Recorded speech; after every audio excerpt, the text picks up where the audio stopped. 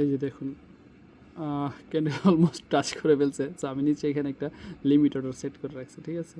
যদি লিমিট অর্ডারটা টাচ করে ফেলে তো আলহামদুলিল্লাহ, দেখা যাক।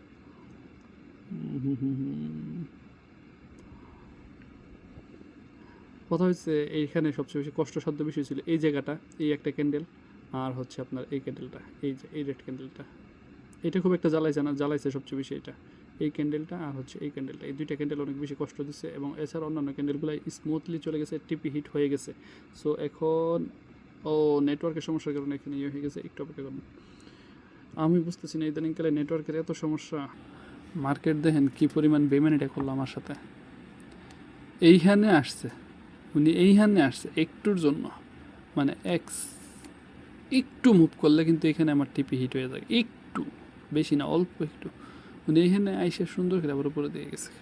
এই দুঃখ কই নিয়ে রাখুন কোন। এখন তো বই লাগতেছে, এখন বই লাগতেছে, এতক্ষণ বই লাগছে না, কিন্তু এখন ঠিকই বই লাগতেছে। তবে এটা আইব, নিচে আসবো একটু, ওই যে কালকের মতন, কালকের ভিডিওটা যদি দেখা থাকেন, নিচে আসবো একটু সবর করতে হবে আর কি, আরেকটু। তো টিপি হিটটা কইরা আইলে তাই দোষ ছিল কি তা।